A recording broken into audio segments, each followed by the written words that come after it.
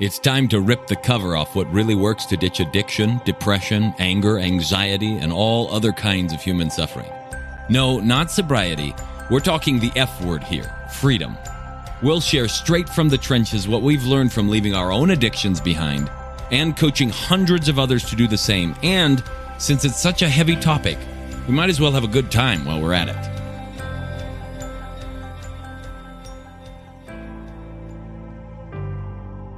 And welcome back to the Alive and Free podcast. You know, Lee had this idea, and I'm going to blame it all on him. Nice. The book that I wrote that is out on Amazon right now. See it. Get it in stores now for you. It's on Amazon. It's called Built for Freedom. It's by yours truly, Bob Gardner. And it's in Audible and paperback versions. And there's a lot that goes on to it. It took me about a year to write. And he thought, what if we did like a book club and we just like break down the chapter? And then, of course, I took it further and then surprised him with it. We're doing it today. So we're going to start that. And some of the rest of the team is here. Jeff is here as well. Yo. What up? I'm Jeff. As well as Tucker. How's it going, guys? And so that was so sultry. How's it going, guys? It's his late night FM radio voice. And so we're going to break down a few things in each chapter over the next 10 weeks. 10 adventures in the book. Each one is called an adventure.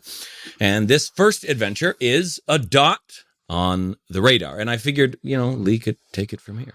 Well, I mean, I think we should back up just a little bit. Like, say more about why did you write the book? That's a good question. Tucker and I have been talking about this for a while, and I had this thought in my head for a long time that I felt like there needed to be a way to I had been explaining the same thing over and over and over again for so many hundred people. And I also realized that the way we operate isn't the cheapest thing on the world. Like, in order to be able to have one-on-one time and attention and to run retreats like this is a little bit of an investment for people. And I wanted to find a way to have it accessible so that those that could benefit from just a book format or something that was really inexpensive could do that. And those that really felt like they needed the extra attention or wanted the extra attention to explore these things, then the other stuff that we do is available as well. So did you have anything else with that? Well, and I think kind of looking at early on when Bob and I first discussed the idea of a book, for me, it just felt like this brilliant idea because I'd often had people ask me, what do you do? What do you do for work? What does your business partner do? What are you guys doing? What are these retreats, that you've been talking about? And I could give a pretty generic answer, but it felt like we needed something more substantial.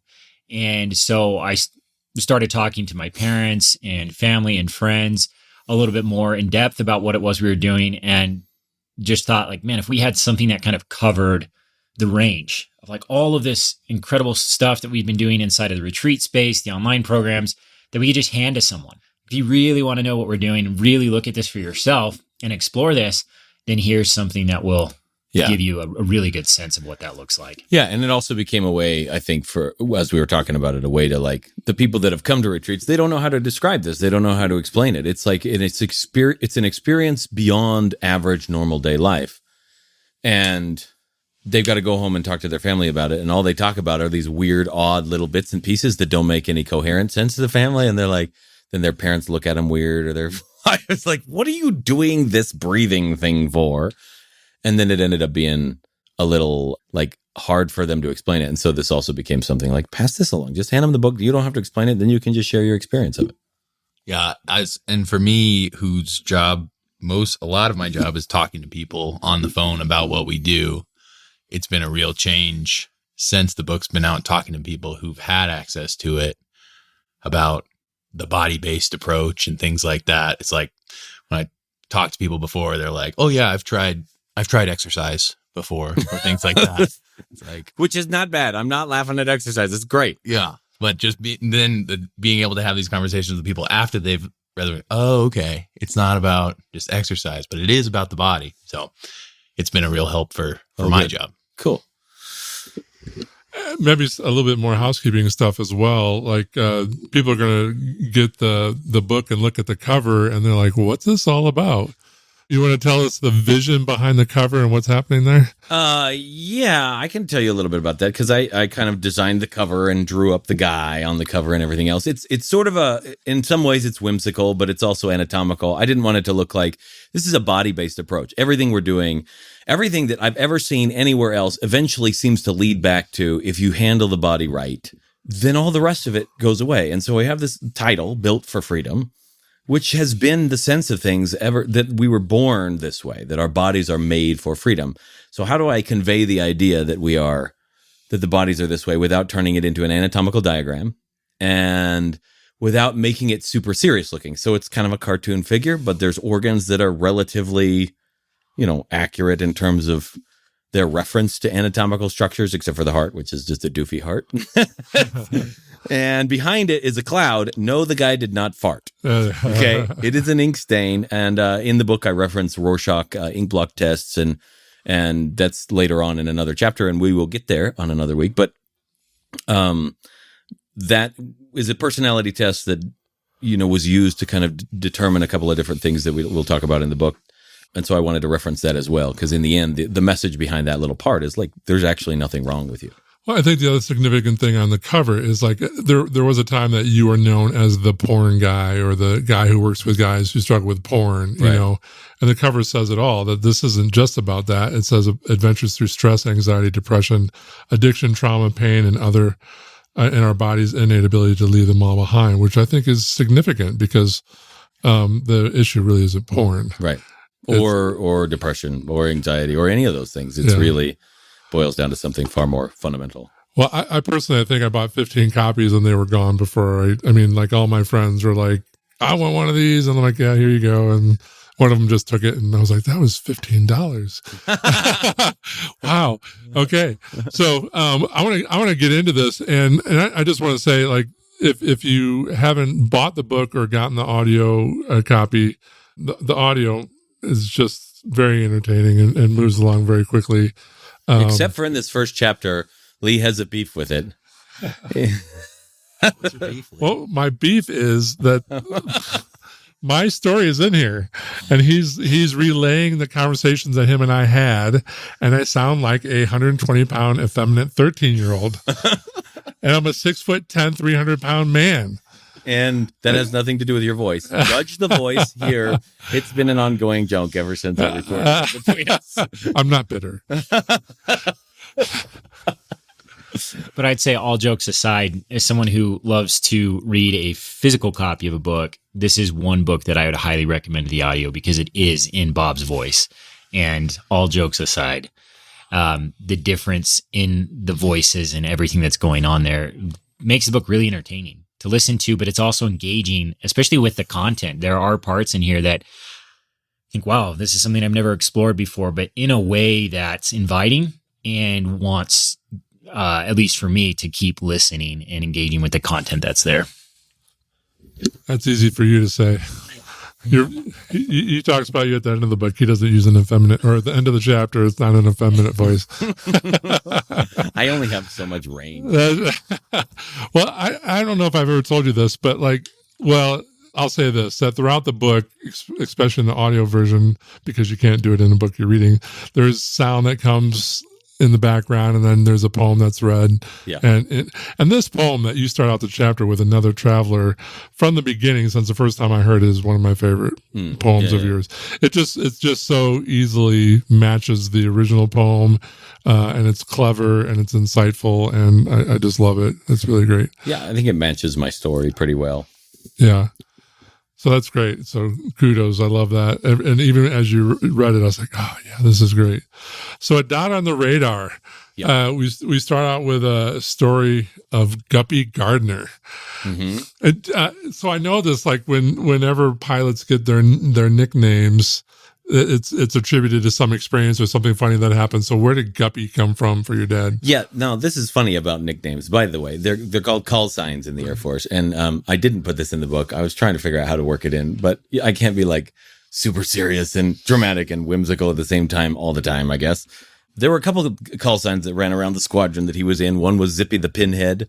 Another one was Duster. And, they had all these other ones, like his backseater, Ed Dutch Holland, like Holland was his last name, so they called him Dutch, right? So my dad was a swimming competition swimmer in high school, and he was just really good at swimming. And so he ended up with the name of a blind fish at that, which is interesting, given that he had really good eyesight, but not so much anymore because he stared at a screen for a long time. But yeah, so Guppy came from, he was a swimmer. Oh, that's great.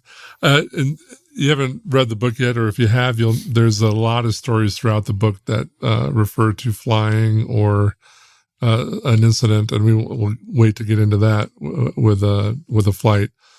Is it just because of the connection with your dad? I mean, I grew up with around airplanes. I mean, like one of my favorite sounds is a jet engine flying over the top of my head at like close range. I mean, it's like deafening, but my whole body is just like, yeah, I'm alive. What's next? And I remember one 4th of July, I was sitting on the back porch of my in-laws' place, and they were doing a 4th of July show at the stadium at the college, and they had arranged a flyby from the Air Force jets and whatnot. And the path that they flew was directly over the house of my in-laws, and I didn't know that. I was just standing out on the porch, and all of a sudden I hear this. And everybody tore off inside. The dogs were barking. My kids started screaming. And I was sitting there on the deck like, yes, let it be. I love it.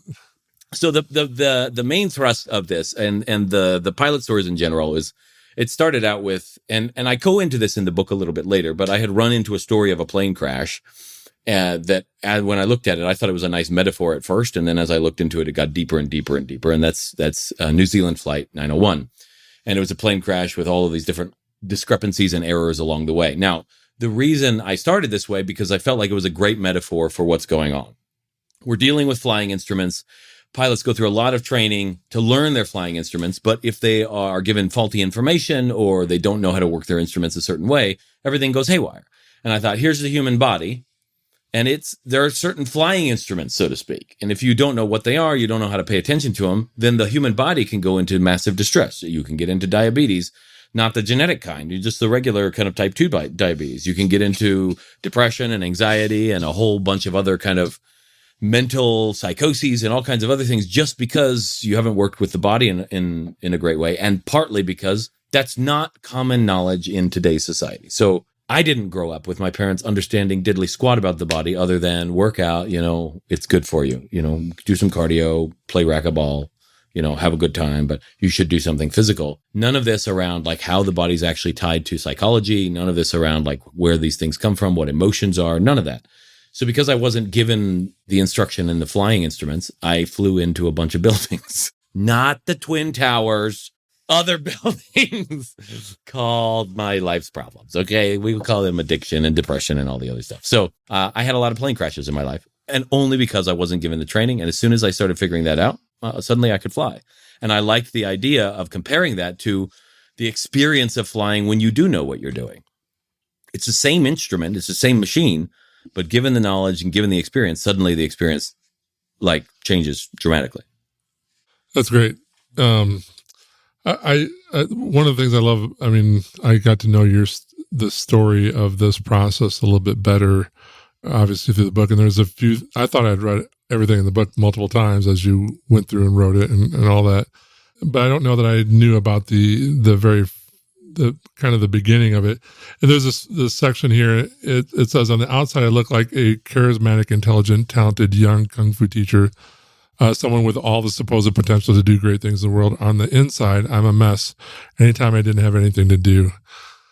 So you want to tell us more about that? Like with this whole process, and I'm thankful in a weird way that you went through it, because we're all riding in the wake of that experience. Mm-hmm. We're all getting the benefit of that. But would you say more about who you were at that time and just starting this exploration process? I mean, I owned a kung fu school. I had spent a lot of years dreaming big, believing that really believing that there has to be some purpose for which I'm on the planet, seeking for what that was, trying to find out whether or not I was worthy of divine grace in some way, shape, or form. And so I had spent a lot of time living up to it. My dad was military. Everything was kind of by the book. They had a hard deck, which if you watched Maverick, the Top Gun Maverick, right? There's a hard deck, and this is what, and of course he exceeded it. And my dad's rule was if the hard deck's at like 500 feet, you fly at 1,000, right? And so it was always a very like calculated, like, you do things intelligently and you don't like even threaten breaking the rules. And so everything I had done on the outside looked like, I was the kid that the teachers praised and the, parents got to be proud of. And I did all the things at church, and I went to all the meetings, and I read all the scriptures, and I memorized them. And I graduated from a seminary, and I served a mission, and I got the things at church, and I taught lessons, and I became very good at communication and a whole lot of other things.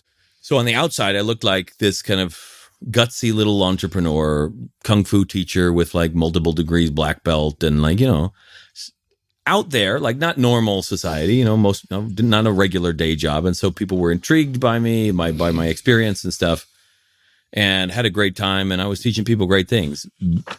But when the noise died down and I was left with myself, it was a hole. And I found myself in desperation, constantly striving to learn more or do more or be more as a way of avoiding being with myself because it was a hole. And as a way of also trying to prove that I was worth something. And I almost felt like it didn't matter where I looked, there was some thought in everybody else's mind that I was not worth it. And that I was there. If there was anything wrong, it was me, and it was my fault, and I was going to have to fix that. Yeah. I resonate with that a lot. Like that, what you're talking about, that pressure, Mm-hmm. like just recently I was going to church, Sunday school or middle of the week Sunday school with my wife, and they were talking about vocation, and it like brought me back to college. I went to evangelical college, and that was like this huge emphasis of like your vocation. Mm-hmm. And it was just like, I realized like, I don't know what that is. Like, and now thankfully I'm like, it doesn't meet, like, I feel like my vocation or my calling is to like live life well. But in this conversation in the Sunday school class, it was like, it's tied to your job in this special way. And just, I realized how much of growing up through high school and college, I just assumed like put so much pressure on myself, and it just wasn't helpful. Like looking for beyond just, I want to support my family. I want to, do things that are helpful and intrigue me and things like that. But then also I need to fulfill this purpose and do these things. And yeah, it was hard. Like it ended up getting me a little jammed up about some stuff. Yeah. I think I'd say most of the people that we encounter, I mean, maybe it's different in like Polynesian cultures and other cultures that seem more laid back, but I don't know because I'm not them. But most of the people we encounter are people who have struggled to try and like find some sense of self-identity in a calling of some sort. This is my mission on the planet. This is what I'm here for. And the struggle that's come out of the backside of that has been extremely high highs. When they find something that they really identify with, it's great. But when an element of doubt creeps into that, then it's a low. And I went up and down on both of those. I'd find something and I would feel great. This is what I'm doing. I'm going to change the world. I'm going to make a big difference. I'm going to do all these things. And then like, it's not working. It's something else. And then I'd tank for a long time. If you or someone you know is looking to drop the F-bomb of freedom in their life, whether that's from past trauma, depression, anxiety, addiction, or any other host of emotional and personal struggles, but they just don't know how or want some help doing it, head on over to thefreedomspecialist.com/feelbetternow and check out some of the things we've got in store for you, or book a call so we can look at your unique situation and get you the help that you're looking for. And the rest of that chapter, you bring up my story and Tucker's story and Danny's story throughout that, and there is some similarities, I think, even in my own story to what you both have just said, in the sense that on the outside, I'd been in nonprofit world for 28 years, working in ministry and speaking across the nation, and about sexual abuse and trauma, and on the outset, I'm a leader. I'm out there talking. I'm helping people with the very things that I'm not resolved with. And the book refers to this, but in the section on redefining physics was like, when I contacted you initially, I was like, man, I have tried everything. Yeah. And I was like, can I risk it again? Someone told me that the scariest thing is hope. And so like as I was entering the process, to even begin to hope was too scary. Yeah, I mean, consider who we were just working with this weekend. We just barely finished wrapping up a retreat, and there was a guy that we were doing some physical work with this weekend, and we've worked with him a little bit, and he's been through a lot of stuff, but he's still kind of held it together, and the fear of him being able to let go of the facade, just so that he could like really be honest about how much sadness he was really carrying on the inside, and I mean when he was finally able to let go, it was like a good solid 45 minutes of just sobbing because he felt finally in some way, shape or form that he could finally let it go. It's hard to let go of that facade. I mean, it was for me, for sure. It still is in the places that I think I'm holding it together. Well, the cool thing, like I'm sure with all the stories that are represented in here, and even my story, is that this isn't the end of that story. Like as I've continued to work with the team, I have, and be at the retreats and work with the other guides. I was thinking even this morning as we were, saying goodbye to the guys that were leaving, of all the resources that are available. And I don't know if I've ever told you this, Tucker, but I was mowing my yard this last summer and listening to the podcast between you and Bob, and you had talked about God on some level. And the question came to my mind as I was mowing was like, when will I let go of my idea of an angry God? I was like, right now. Huh. I'm going to do it right now. And so like the stories that are represented in this book aren't the end of the story. No. Like there's so much more I could even tell about my story, about losing 100 pounds and even my journey with sleep apnea. Right. But last week's episode, we covered a lot of that. Yeah. We were talking about. And so like, even as I think about Danny and we can talk about Tucker's story here in a little bit, there's so much more. Yeah. And this is just like the beginning of the story. Yeah, Lee. And I think for me, just Tucker again, if you didn't recognize my voice, but Sultry. Yeah, there you go. Sultry. The beginning of my story, right? When you look at the chapter and you see a little bit of what I was going through, and there is a lot more information, there's a lot more detail there that isn't in the book, but enough to capture, I think, a little bit of how difficult things were in my life for a long period of time. And then getting to a place where I was able to start seeing things more clearly, that what the real issues were, what the things were that were driving me to these very dark, difficult, challenging, unwanted places in my life. And the continuation of that story, fast forward 5 years to where we're at now, and looking at everything that's happened between the moment I met Bob and this moment now, where I'm sitting in a room of the home where we just ran this 4.5-day retreat, and the phenomenal opportunity that I've had, I think, at least 20 times now at these events, from the very first one to this most recent one, to see the stories begin for a lot of people, to finally like come to a place of realization, knowing that, wow, like there's so much available, there's so much opportunity, so much that is possible, and to leave the things behind that are really prohibiting or keeping someone from seeing what is possible. And so for me, the continuation of that has just been this beautiful evolution of exploration of like, man, there's things that excite me and I'm going to pursue those. And then when they don't excite me any longer, I'll pursue something else. But being able to just have a glimpse into, especially in the retreat space, some of these things that aren't normal everyday activities. And for a lot of people, the things that we do here are new in a sense that they're the first time they're encountering them. And what that does for an individual is they get to explore themselves in these new experiences. And so definitely big continuation of that story.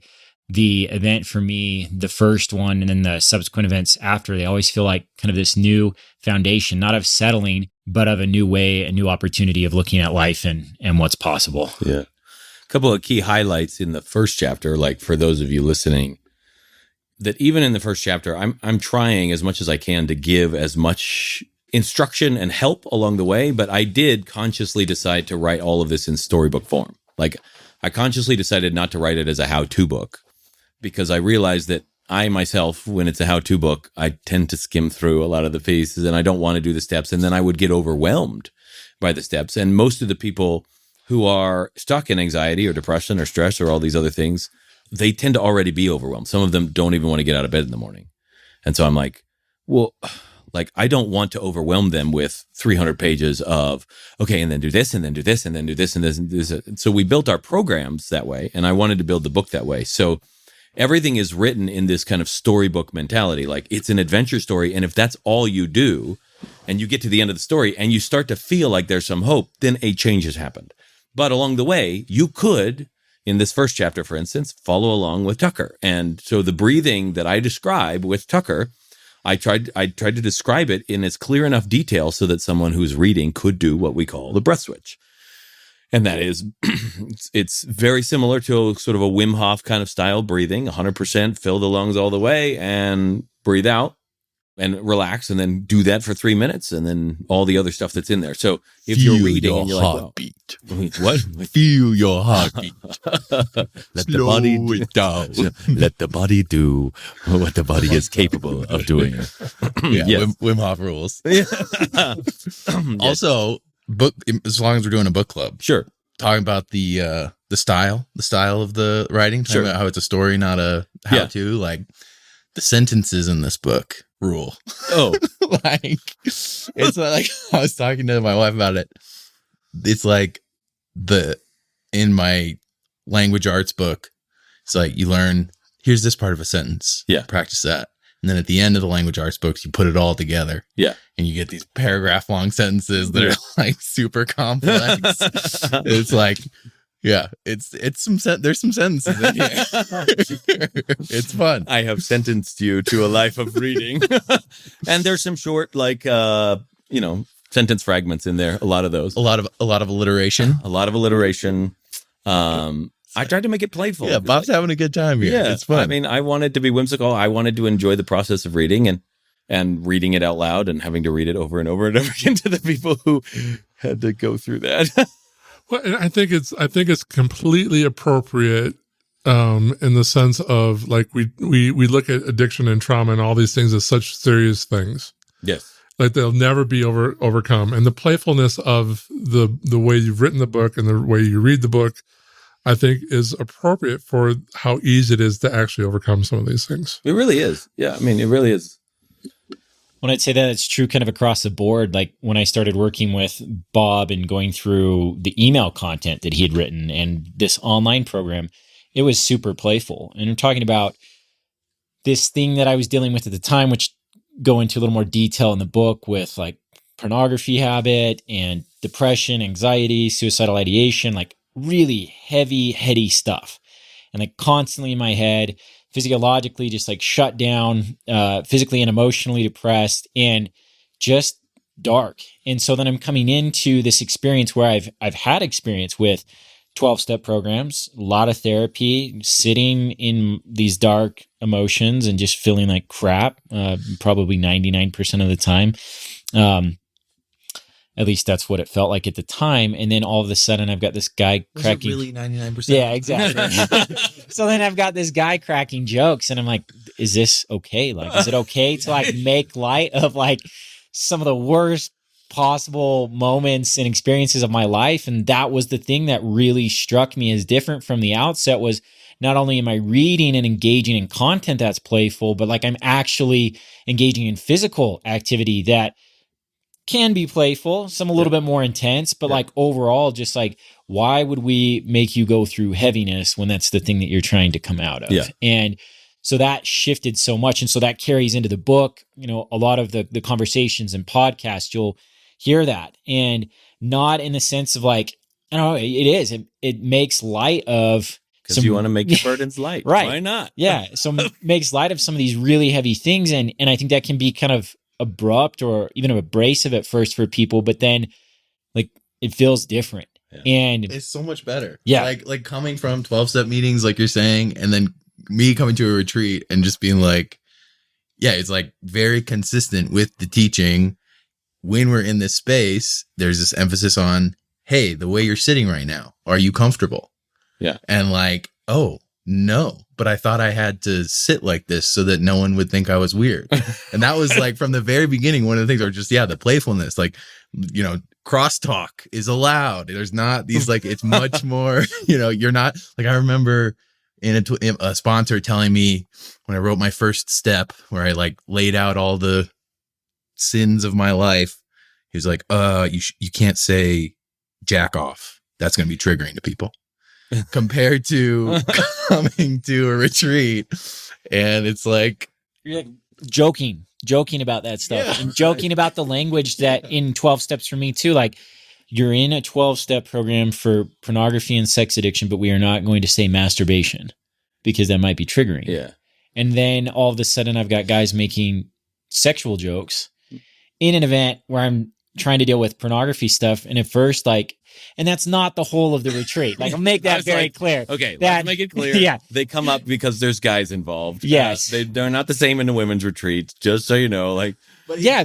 for me, it just took the power out of those things Yep. in a huge way. It was like, oh, this is funny. Like, Yeah. there are funny things about this. There really and, are. And I would feel that, but then have to like keep it in and be like, no, this is serious because it destroys lives. And like, sure, that's true. And let's not make that be true anymore. yeah, like it's Harry Potter all over again. Fear of a name only increases fear of the thing itself. You know, like, okay, we might as well talk about Voldemort. But that is, I think there's a lot in that I mean, everything there that I agree with, just in terms of like taking the heaviness out of it, especially. So my the favorite language. analogies in the book that I had, like, I don't know, I probably have a lot more. I've listened back to the book and like busted out laughing, going, I didn't remember writing that. Like, but there was like one, like, faster than a teenage fart clears a tiny room. You know, that was a good one. And I also imagined, like, this is not going to help you out. That might have been in the first chapter, like, you know, we're relating this to kind of stressors and triggers. And so I have this like savage fashion, like of a tiger chasing you down across the Serengeti. And I just imagined some guy being like, oh no, I'm being triggered, and whipping out his phone and getting on Pornhub and like, this'll help, you know?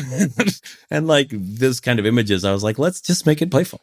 Yeah, and I think in the playful like element of the book, like it's inviting and it's captivating. This is something that I can jump into. And I think you alluded to this a little bit, Bob, but you talked about being able to experience the experiences you're talking about in the book as you're going through and reading. And I had the opportunity to talk with a client, I think 2 or 3 weeks ago, and he had come to one of our earliest. I know he actually came to our first retreat, and then he came back and volunteered in another. And I've done a lot of work with him over the past 3 years, and he's gone through a ton of progression, deep dived into all the online content, like really took what he learned here to a whole nother level. So this was someone that spent a lot of time piece by piece, meticulously looking at everything that you were presenting.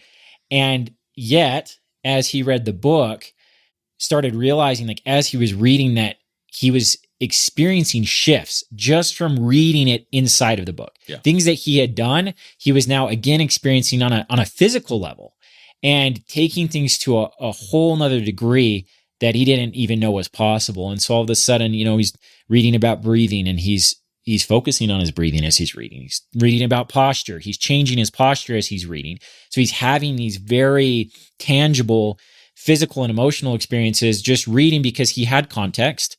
Mm-hmm. And I would say that the same is true for someone who doesn't have context, who's reading this for the same time. Like, take that as an opportunity, regardless of what you're hearing about or what you're reading. Like, Bob's talking about breathing. He's talking about posture. He's talking about movement. He's talking about just changing your environment. Explore that as you're reading the book, and it will become a tangible experience for you, and has been, at least for the people that I've had the opportunity to talk to, have like really dove in and looked at what's here. Yeah. Cool. You had said something at this retreat, which is kind of along some of these lines. You had said that if you want to live your life in survival mode, then everything in your life will be about survival. Yeah. And I was like, dang, like like for me coming to freedom, like everything in my life was about dealing with trauma. It wasn't about life. It was about trauma. And the invitation for Build for Freedom is to life, not to deal with the trauma and all that other stuff, but it's to life, which I think is important, which I think also goes back to that. I think I just want to say this, and several of us have said this, but at the end of this first chapter, holy cow, like the things that you state there as far as what is happening in the U.S. and in one neighborhood. This was a distillation. It took me a long time to kind of piece together this type of information. There's a lot of stats on the state of the nation in terms of like what are the depression rates and what are the suicide rates and what are, you know, how many people are getting into drugs and how many people are reliant on drugs for help or prescriptions for help and what's the state of things. And I was like, none of those stats sound like impressive when you hear them as a number, but they never drove them home. And so I was like, what would it look like if I walked out my door and I imposed those statistics on my own street? And so I had to kind of like, what's the average number of people on a street? I had to do some weird calculations in mathematics based on census data and all kinds of other stuff in order to try and paint a picture of what if you looked down your street or the next street over, people you actually know, would you find? Yeah, it's astounding. And you say take 25 families in your neighborhood. That's about 80 people total, including kids, teens, adults, and the elderly. And if things keep going the way they have been in 2021, I'll just read a few of these. 10 of the families, people you actually know, will likely go through divorce in the next 5 to 8 years. 10 of the parents, 5 of the teens, and even a couple of the kids already struggle daily with anxiety or depression. 4 of the adults are using opioids to manage pain.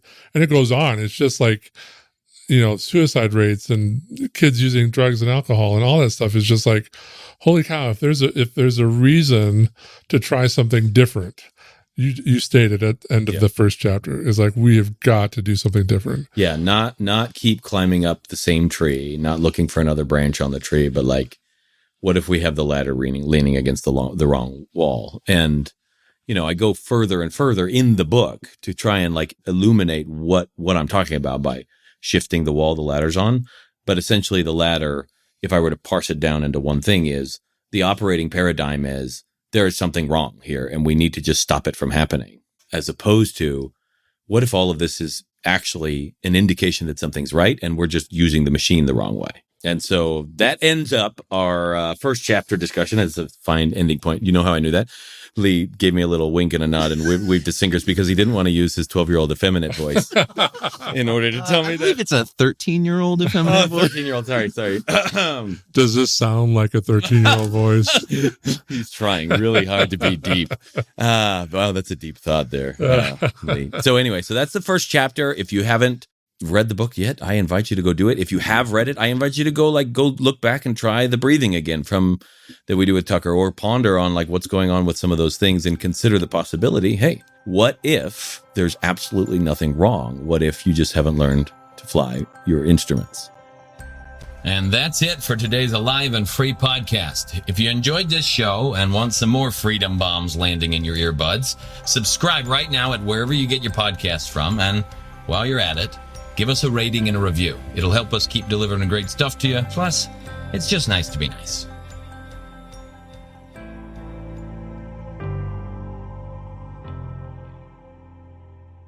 This is thepodcastfactory.com.